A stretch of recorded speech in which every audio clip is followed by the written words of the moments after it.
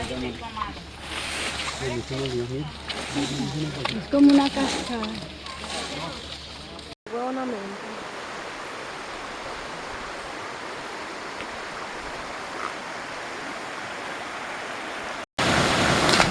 Ya.